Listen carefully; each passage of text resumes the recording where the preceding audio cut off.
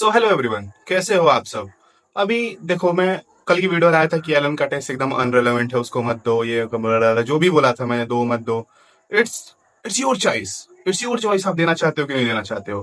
तो फाइनली ये है रहा टेस्ट पेपर। आज हम इसकी करेंगे एनल एनालिसिस। समझ रहे हो ना, एनल को आपको तो पता ही होगा, लाइसिस मतलब होता है फटना। तो इस टेस्ट का बस एनालिसिस नहीं हो सकता, एनालिसिस हो सकता है।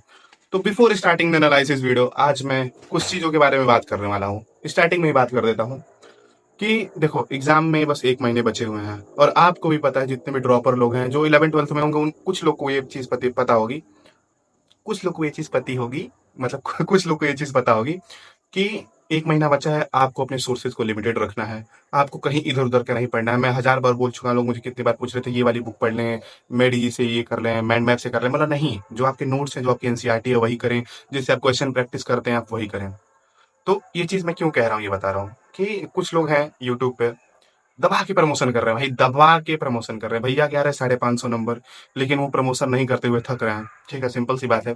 तो आपको उनकी वीडियो देखनी है, बहुत अच्छा बनाते हैं, कोई दिक्कत नहीं है, बेस्ट कंटेंट रहता है। पर आपको उस प्रमोशन से वो नहीं होना है, क्या उसको कहते हैं, जो भी है वो लेना नहीं है आप, क्योंकि समझ रहे हो भाई, लास्ट महीना चल रहा है। आप इधर उधर की चीजें लगाओगे तो क्या करोगे। भैया भैया को क्या है भाई, भैया का सिलेक्शन हो चाहे ना हो, भैया को तो 30,000 जेब में रखने हैं। सिंपल सी बात है, 5-10 प्रमोशन करके। समझ रहे हो। अगर एक तो एक वीडियो में एक्स वाली टेस्ट सीरीज ले लो, दूसरी वीडियो में वाई वाली टेस्ट सीरीज ले लो, और तीसरी वीडियो में जेड वाली टेस्ट सीरीज ले लो। भैया कौन सी टेस्ट सीरीज लेनी है, आप ये तो बता दो। ऐसा तो है नहीं कि आप सारी टेस्ट सीरीज यूज कर रहे हो। और अगर आप यूज भी कर रहे हो, ठीक है, मैं मान लेता हूँ यूज कर रहे हो आप सारी टेस्ट सीरीज, तो आपको 10,000 रुपए की जरूरत पड़ रही है ये चीज लोगों को बताने में। इतनी तो ट्रांसपेरेंसी रखो लोगों में। अब मैं नीट प्रेप का यूज करता हूँ, ठीक है, तो मैं कपिल सर का वेट करूंगा कि हाँ, कपिल सर मुझे फोन करेंगे कि हाँ, हम आपको 10,000 रुपए दे रहे हैं, तब आप अपनी वीडियो में बोलिएगा कि ये वाली टेस्ट सीरीज अच्छी है। अगर आप यूज कर रहे हो तो आप बोल दो कि हाँ, आप वाई वाली सीरीज की टेस्ट सीरीज यूज कर रहे हो। तो आपको प्रमोशन करने की और अपना कोड देने की क्या जरूरत पड़ रही है। तो पैसा कमाना इज नॉट बैड, पर एग्जाम के टाइम पे, इतने क्रूशियल मोमेंट पे ऐसे प्रमोशन ना ही करें तो अच्छा है। और अगर वो कर भी रहे हैं तो आप उसको ना लें, आपकी समझदारी इसी में है।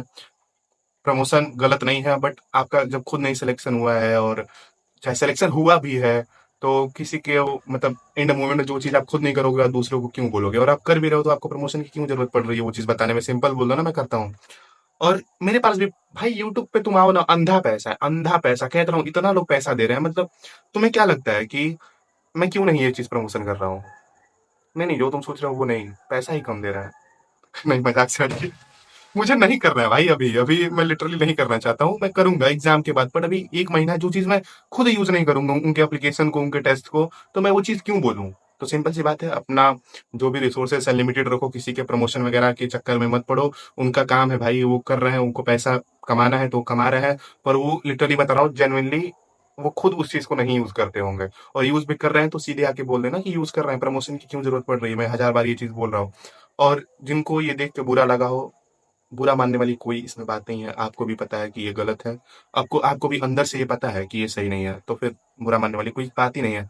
तो चलो भाई, स्टार्ट करते हैं analysis of the anal test series, मतलब sorry, Allen Allen Allen test series. तो भाई ये क्या हुआ उस दिन, क्या उस दिन था नवरात्र का पहला दिन, और मैं था व्रत। बताऊंगा क्या हुआ व्रत, व्रत होने का रीजन क्या होता है। तो पहले स्टार्ट करते हैं बायोलॉजी से। बायोलॉजी से स्टार्ट करेंगे। भाई मैं कभी कभी जब एलन के टेस्ट देता हूँ ना, तो मुझे एक ही चीज लगती है कि मतलब जीवन सात, लोग कहते हैं ना कि हमारा जो मानव जीवन होता है वो 7 जन्म का होता है। तो सारा जब एक जन्म में इतने दुख है, तो 7 जन्म में भाई गांड का गुलदस्ता बन जाएगा। मुझे नहीं लेने 7 जन्म भाई। चलो देखते हैं कौन कौन से क्वेश्चन रॉन्ग है। पहले देखते हैं क्वेश्चन नंबर 103। बहुत सारे क्वेश्चन बाहर से दिए हुए थे। क्वेश्चन नंबर 103 देखो, इसमें मैंने मारा है वाटर। मैं एकदम डायरेक्ट सोचता हूँ कि हाँ भाई, वो रिमूव्ड इलेक्ट्रॉन कहाँ से आता है, मैं सीधा वाटर मार दिया, PS2 देखा ही नहीं, जबकि हाँ PS2 ही देता है उसको। PS2 के पास वाटर से आता है, ठीक है। क्वेश्चन नंबर 137 देखो, मेरा रॉन्ग हुआ है।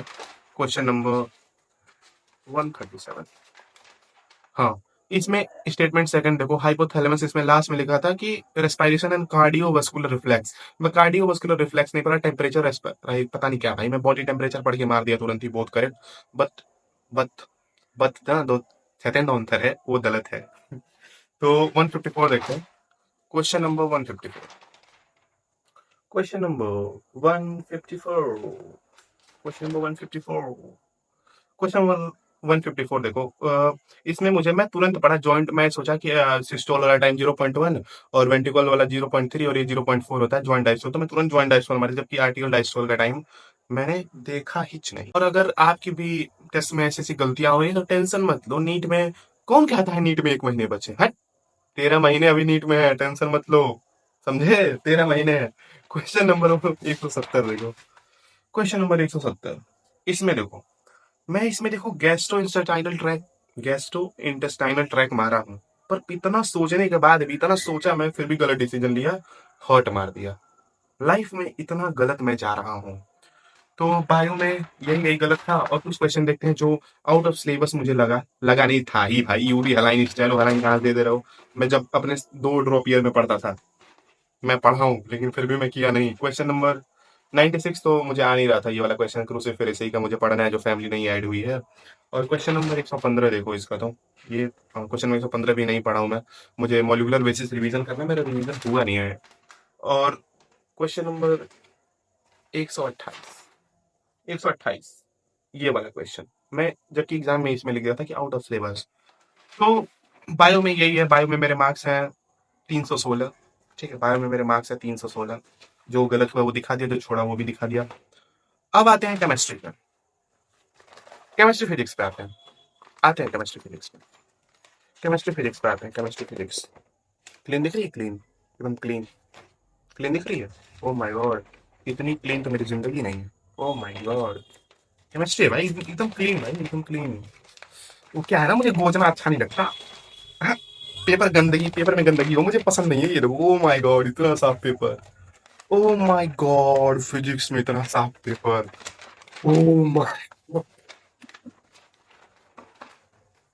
लिटरली बताओ भाई कि मैंने टेस्ट था 3 घंटे का, मैंने 45 मिनट में पूरी बायो करी, पूरी ओएमआर भरा। उस दिन में था व्रत, ठीक है, और मुझे आ रही थी खतरनाक वाली नींद, पता नहीं क्यों मुझे नींद आ रही थी भाई। एकदम ऐसा लग रहा था कि मेरे अंदर, मेरे ऊपर ऐसे कुंभकर्ण चढ़ गए हैं कि हाँ सो जा सो जा सो जा साले, टेस्ट क्यों दे रहा है, सो जा। और व्रत था शायद, इसकी वजह से धूप में गया था बाइक चला के, तो शायद थक गया था, तो इसकी वजह से मैं फिजिक्स केमिस्ट्री एक भी क्वेश्चन नहीं अटेंड किया हूँ। और ना ही मैंने अभी एक भी क्वेश्चन इसके देखे हैं, मुझे अभी इसको सॉल्व करना है। और ना ही मैं एनालिसिस के लिए भी नहीं इसको दे सकता, क्योंकि मैंने क्वेश्चन करे ही नहीं, और देख लूंगा तो वो क्वेश्चन बर्बाद हो जाएगा।